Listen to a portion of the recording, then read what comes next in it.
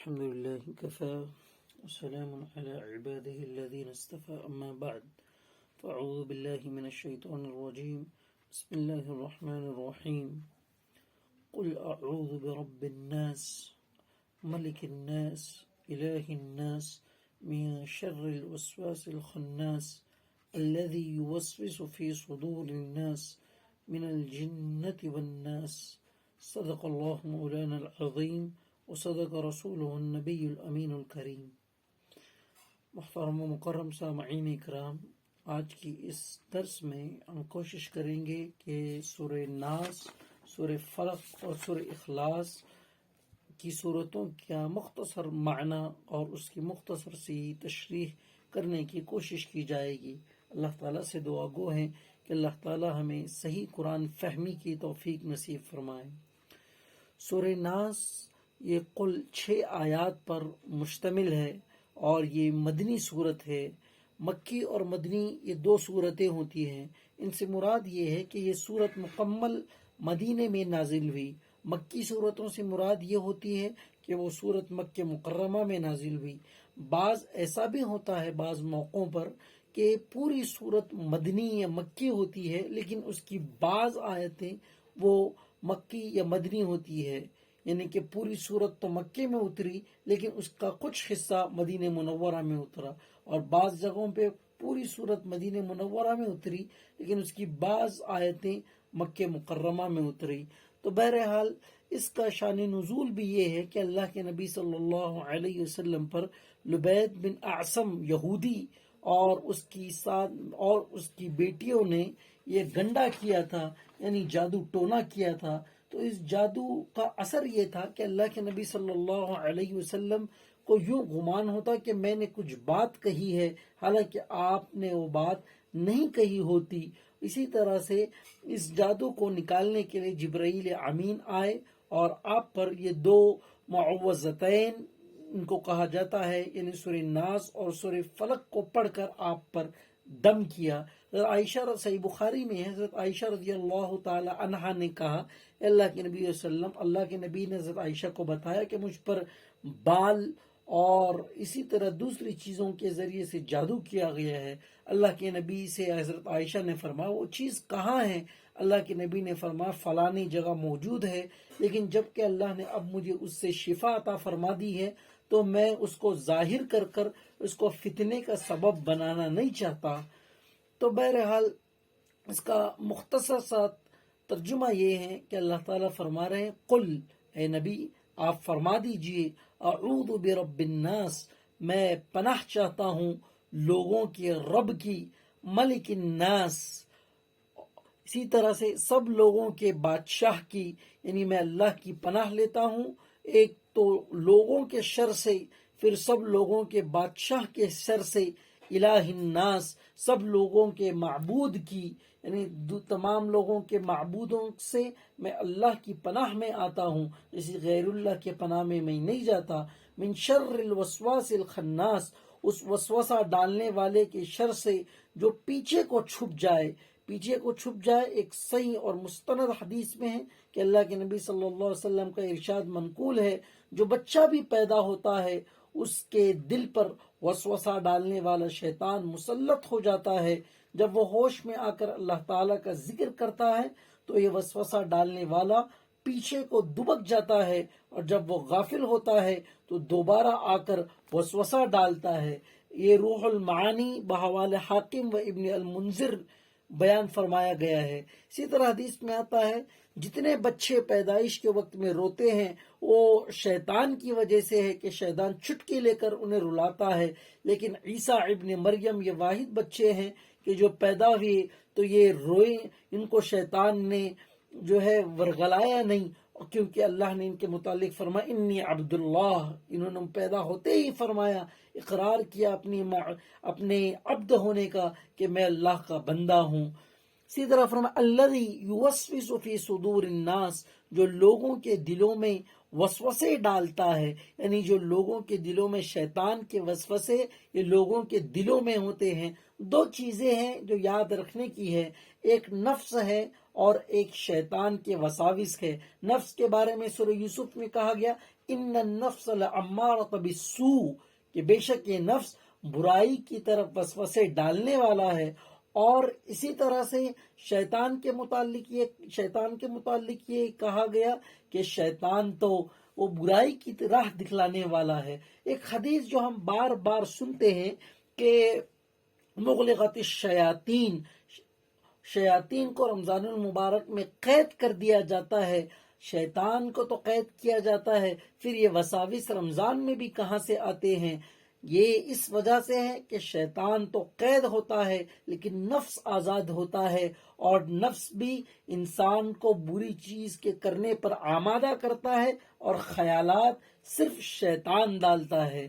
آگے فرمایا من الجنت والناس، چاہے وہ جنات میں سے ہو یا انسانوں میں سے ہو، ایسے لوگوں کے شرور اور فتن سے میں اللہ کی پناہ چاہتا ہوں۔ ایک دوسری جگہ فرمایا گیا ہے شیطان سے میں پناہ لیتا ہوں جو انسان کے جسم میں خون کی طرح گردش کرتا ہے، یعنی کہ اس کے اللہ تعالیٰ نے اس کو ایسی قدرت دی ہے کہ وہ شیطان آدمی کے جسم میں گویا جس طرح خون گردش کرتا ہے، اس طرح شیطان کے خیالات بھی آدمی کے جسم میں، اس کے دل و دماغ میں اس طرح گردش کرتے رہتے ہیں۔ اسی طرح سورہ فلق کا ترجمہ آگے ہم پیش کرنے جا رہے ہیں۔ یہ بھی گویا مدنی صورت ہے اور اس کے بھی گویا کل 5 آیات ہے۔ اس کا بھی شان نزول یہی ہے جو اس سے پہلی صورت میں بتایا گیا۔ اللہ تعالیٰ فرما رہے ہیں قل، اے نبی صلی اللہ علیہ وسلم آپ لوگوں کو کہیے اعوذ برب الفلق، میں صبح کے مالک کی پناہ مانگتا ہوں۔ دعا بھی اس سے پہلے ہم درس میں گزر چکی، بسم اللہ الذی لا یضر مع اسمہ شیء فی الارض ولا فی السماء وهو السمیع العلیم۔ اللہ کے نام سے، بسم اللہ الذی، اللہ کے نام سے شروع، لا یضر مع اسمہ، نہیں نقصان دیتی کوئی چیز اس کے نام سے، شیء فی الارض ولا فی السماء، کوئی بھی چیز چاہے وہ زمین میں ہو یا وہ آسمان میں ہو، وَهُوَ السَّمِيعُ الْعَلِيمُ، وہ سننے والا اور جاننے والا ہے۔ من شر ما خلق، آگے بتایا گیا ہر اس چیز کے شر سے جو اس نے پیدا کی ہے، یعنی کہ ہر چیز جو کچھ اللہ تعالیٰ نے پیدا کی ہے اس چیز کے شر سے اے اللہ میں تیری پناہ چاہتا ہوں۔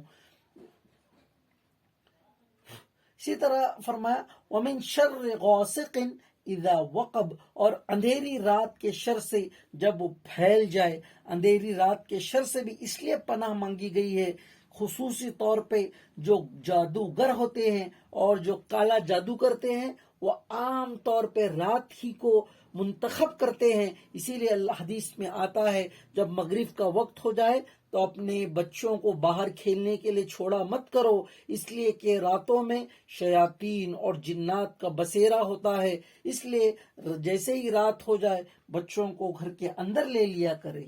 وَمِن شَرِّ النَّفَّاثَاتِ فِي الْعُقَدِ، آگے فرمایا گیا ہر ان جانوں کے شر سے جو گنڈے کی گروہ میں پھونک مارتی ہے، یعنی کہ جو جادوگرنیاں ہوتی ہے وہ پہلے تو گنڈا بناتی ہے، یعنی دھاگا استعمال کرتی ہے، اس دھاگے سے گاٹ مارتی ہے، پھر اس میں پھونک مارتی ہے۔ اس لیے اللہ کے نبی صلی اللہ علیہ وسلم نے بھی فرمایا ایک انسان جب رات کو سوتا ہے تو اس کے سر پر 3 گانٹ باندھی جاتی ہے، جب صبح اٹھتی ہے وہ دعا پڑھتا ہے الحمدللہ الذی احیانا بعدما اماتنا والیہ النشور، تو پہلی گرہ کھل جاتی ہے۔ دوسرا جب وہ وضو کرتا ہے دوسری گرہ کھل جاتی ہے، اور جب فجر کی نماز ادا کرتا ہے تو تیسری گرہ بھی کھل جاتی ہے۔ وہ حشاش بشاش ہو کر صبح کرتا ہے اور اس کے ہاتھ میں شیطان اللہ کا جھنڈا ہوتا ہے۔ جو اس کے برعکس کرتا ہے وہ اگر دیر سے اٹھتا ہے تو گویا بظاہر تو کتنا ہی وہ حشاش بشاش ہو لیکن باطنی طور پر وہ شخص حشاش بشاش نہیں ہوتا۔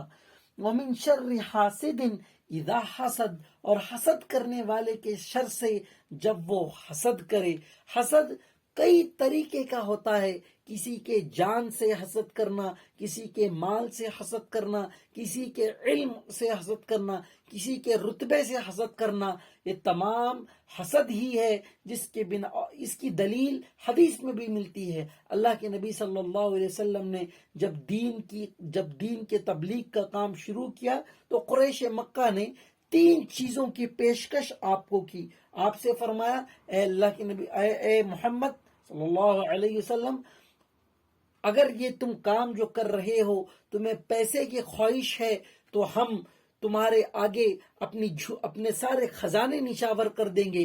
اگر تم رتبہ چاہتے ہو تو تمام مکے کا تمہیں ہم سردار بنا دیں گے. اگر تم لڑکی چاہتے ہو، گھرانہ معزز چاہتے ہو، اس کے ذریعے سے، اس دعوت کے ذریعے سے، سو اچھی سے اچھی شریف النفس گھرانے کی شریف النفس عورت سے ہم تمہارا نکاح کرا دیں گے. اللہ کے نبی نے فرمایا یہ میرے مطالبات نہیں ہیں، بلکہ اللہ نے تو مجھے دین کا پیغام دے کر بھیجا ہے کہ میں لوگوں تک پہنچاؤں. تو بہرحال یہ سورہ فلق کا گویا یہ مرجون مرکب ہے جس میں ایک انسان اللہ کی پناہ چاہتا ہے، صبح کے مالک کی پناہ مانگتا ہے، اور لوگوں کے شر سے، حاسدوں کے شر سے، اور اندھیری رات کے شر سے جب وہ پھیل جاتی ہے. اسی طرح گنڈے کی گروہ میں پھونک مارنے سے ایک انسان شر چاہتا ہے. اسی طرح اس کے بعد کا جو صورت ہے وہ سورہ اخلاص کہی جاتی ہے. یہ مکمل صورت سورہ مکیہ ہے جس میں 4 آیتیں گویا ہے، جس میں اللہ تبارک و تعالیٰ فرما رہے ہیں قل هو اللہ احد. اے نبی صلی اللہ علیہ وسلم آپ کہیے وہ اللہ ایک ہے، اکیلا ہے. احد ایک کو کہتے ہیں جس کا ثانی نہ ہو. واحد بھی ایک ہی کو کہتے ہیں، لیکن احد اور واحد میں مختصر سا فرق ہے. وہ یہ ہے کہ احد اس ایک کو کہتے ہیں جس کا ثانی نہ ہو، جس کا تثنیہ نہ ہو، اور واحد کا تثنیہ بھی آتا ہے اور جمع بھی آتا ہے. جیسے واحد، اثنین، ثلاثہ، اربع یہ عربی کی گنتی ہے، لیکن احد وہ ایک یکتا ہے جس کا دوجا نہیں ہو. اسی لیے بلال کو جب تپتی ہوئی ریت پر لٹایا جاتا، جب ان کے سینے پر پتھر رکھے جاتے، اس حال میں بھی وہ امیہ بن خلف کے آگے کہتے احد احد، یعنی وہ اللہ ایک ہے. اللہ الصمد، وہ اللہ ہی ایسا ہے کہ سب اس کے محتاج ہے، وہ کسی کا محتاج نہیں، وہ بے نیاز ہے. یعنی کہ اللہ بغیر کسی کے مدد اور حاجت کے سب کچھ کر سکتا ہے، اور ہر شے اور ہر چیز اور ہر آدمی بغیر اس کی مدد کے کوئی چیز نہیں کہہ سکتے. اللہ کا لفظ ہی ایسا جاندار لفظ ہے کہ ہر لفظ کے اس کو آپ ہٹائیں تو معنی اور مطلب اور مفہوم وہی رہتا ہے. گویا اللہ میں 4 حرف ہے، الف، لام، ہا. اگر آپ الف ہٹا دیں پیچھے بچ جاتا ہے للہ. قرآن کہتا ہے للہ ما فی السماوات والارض، زمین و آسمان میں جتنی جو کچھ ہے وہ اللہ کے لیے ہے. ایک دوسرا لام بھی آپ ہٹا دیں تو پیچھے بچ جاتا ہے لہو.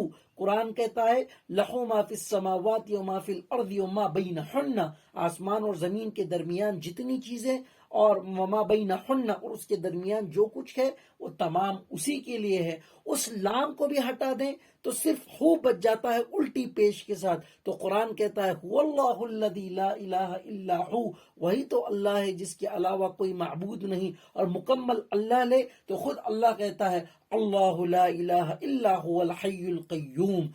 عربی زبان میں بعض حروف وہ ہوتے ہیں جس کو اپنا مطلب بتانے میں نقطے کے وہ محتاج ہوتے ہیں، اور بعض حروف وہ ہوتے ہیں جو اپنا مطلب بتانے میں بغیر نقطے کے وہ آتے ہیں. جیسے الف ہے، لام ہے، میم ہے، را ہے، ان پر کوئی نقطہ نہیں، یعنی ان کے اپنا تعارف کے لیے یہ نقطوں کے محتاج نہیں. جن حروف پر نقطے آتے ہیں وہ اپنا مطلب بتانے کے لیے نقطوں کے محتاج ہوتے ہیں.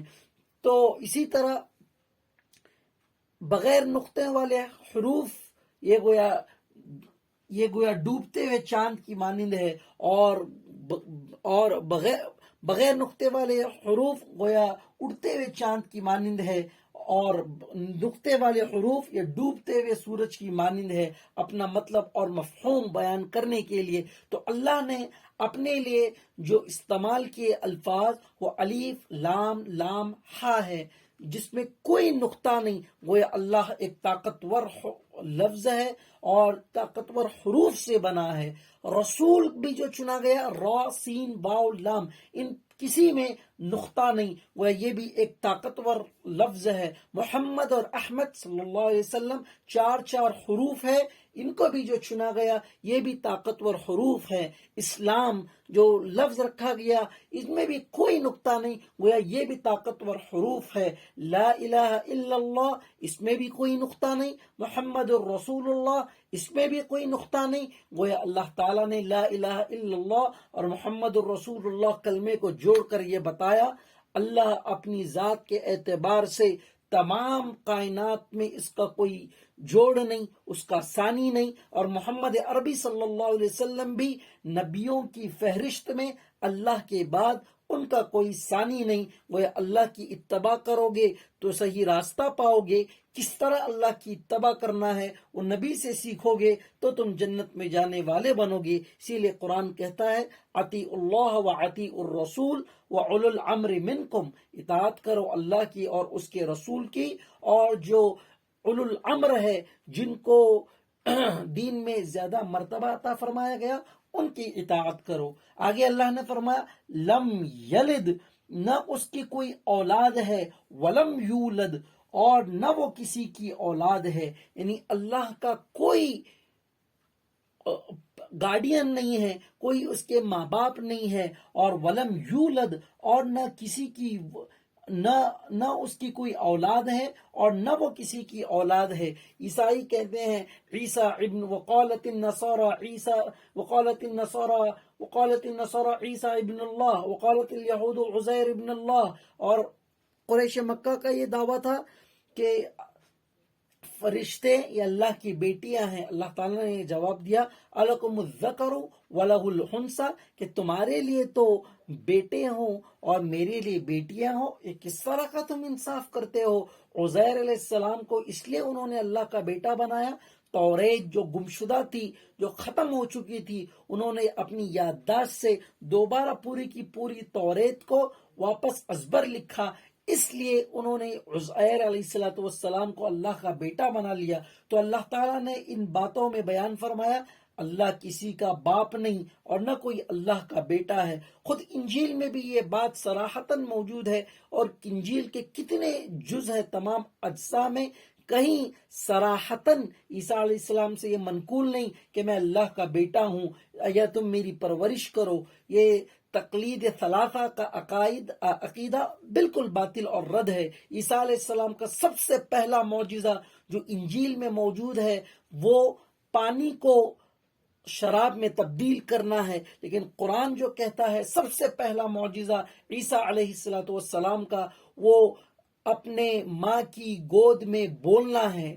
مریم علیہ السلام لے کر عیسیٰ علیہ السلام کو شہر میں آئی، مچا شور، لوگ کہنے لگے یا اخت ہارون، اے ہارون کی بہن، تیرا بھائی تو ایسا نہیں تھا اور نہ تیرا باپ ایسا تھا، یہ تو نے کیا کام کیا، یہ بچہ کہاں سے آیا، نہ تیرا نکاح ہوا ہے، اور اسی طرح نہ تیرا نکاح ہوا ہے تو یہ بچہ کہاں سے آیا۔ انہوں نے کہا میں بات نہیں کرتی، میں روزے سے ہوں۔ وہ اشارہ الیہ، اور بچے کی طرف اشارہ کیا کہ اس بچے سے بات کرو۔ عیسیٰ علیہ السلام فوراً بول پڑے انی عبد اللہ آتانی الکتاب وجعلنی نبیا وجعلنی مبارکا اینما کنت اوصانی بالصلاة والزکاۃ۔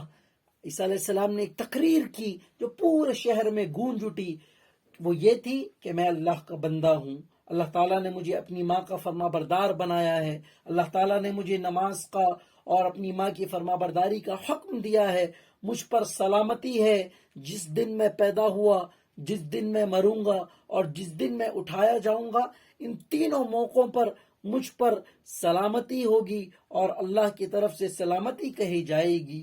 اسی طرح عیسیٰ علیہ السلام کے متعلق یہ جو غلط عقیدہ ہے کہ وہ سولی پر لٹکائے گئے، اس کے بعد 3 دن کے بعد ان کے شف کو جسم کو جب آ کر دیکھا گیا تو ان کا جسم نہیں تھا بلکہ صرف کپڑے تھے اور پتھر ہٹا ہوا تھا جس گفا میں انہیں رکھا ہوا تھا، اور اس تھوڑی دیر کے بعد وہ آئے اور کہنے لگے کہ مجھے چھو کر دیکھو، اس لیے کہ سول ڈزنٹ ہیو فلیش، کہ روح پر گوشت نہیں ہوتا۔ تو یہ اس بات کی دلیل ہے، توریت میں لکھا ہوا، انجیل میں لکھا ہوا ہے کہ عیسیٰ علیہ السلام کے متعلق کہ اے عیسیٰ تمہاری مثال مچھلی والے کی طرح ہے، کہ جس طرح 3 days and 3 nights in the belly of the fish, so shall be the son of the man will be 3 days for 3 nights in the body of the heaven۔ کہ عیسیٰ علیہ السلام کے متعلق یہ لکھا گیا کہ جس طرح 3 دن اور 3 رات مچھلی کے پیٹ میں ہم نے ایک نبی کو رکھا تھا جو یونس بن متا تھے، اسی طرح آپ کو بھی ہم 3 دن اور 3 رات گویا غفا میں رکھیں گے۔ لیکن اگر آپ اس کا جائزہ لیں تو عیسیٰ علیہ السلام اس کے اندر 3 دن اور 3 رات بالکل نہیں رہے تھے۔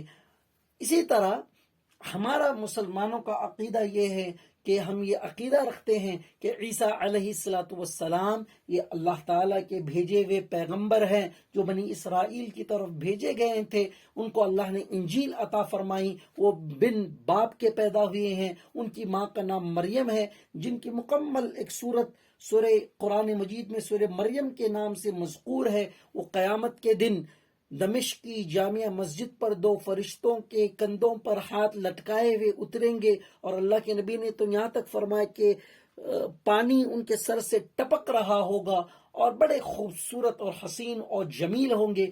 آ کر وہ کہیں گے کہ میں اللہ کا بیٹا نہیں ہوں، اور تثلیث کا عقیدہ میں نے تم پر نہیں کیا، شراب کو وہ حرام کریں گے۔ اسی طرح جو ہے خنزیر نوشی جس گناہ میں مبتلا ہے آج بہت سارے لوگ، اس کو وہ ختم کریں گے، جزیے کو لاگو کریں گے، صلیب کو توڑیں گے، اور اسی طرح امام مہدی علیہ السلام کے پیچھے کھڑے ہو کر وہ نماز پڑھیں گے، 40 سال وہ رہیں گے، اس کے بعد وہ نکاح بھی کریں گے اور ان کو موت بھی آئے گی۔ یہ مختصر سا تعارف عیسیٰ علیہ السلام کا تفصیلی بھی ہے، لیکن اس محفل کے لیے یہ مختصر سا تعارف ہے جس میں حضرت موسیٰ عیسیٰ علیہ السلام کا تعارف بیان فرمایا گیا۔ اس کے بعد اللہ نے فرمایا وَلَمْ يَقُلْ لَهُ كُفُوًا أَحَدٌ، اور اس کے جوڑ کا کوئی بھی نہیں ہے، یعنی کہ نہ فرشتہ، نہ نبی، نہ پیغمبر، نہ رسول، نہ قطب، نہ اولیاء، نہ شہداء، نہ انبیاء، کوئی بھی اللہ کے مثل نہیں۔ جو لا کہا وہ لا ہوا، وہ لا بھی اس میں لا ہوا، جز لا ہوا، قل لا ہوا، پھر کیا ہوا، اللہ ہوا، یعنی کہ ہر چیز کے پہلے اور ہر چیز کے بعد یہ صرف اللہ ہے۔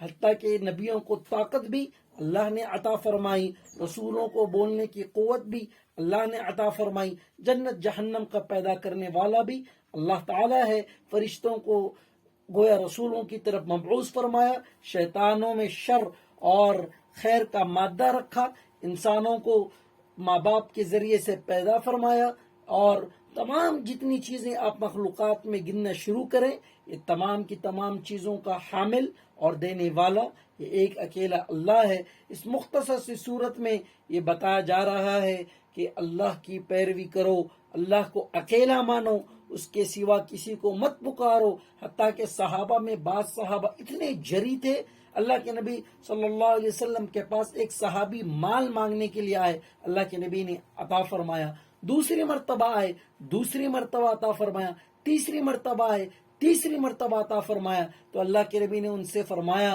کہ فلانے یہ مال بڑا ہی میٹھا ہے، اگر تم اس کو لیتے ہی رہو گے تو یہ بڑا تمہیں میٹھا معلوم ہوگا۔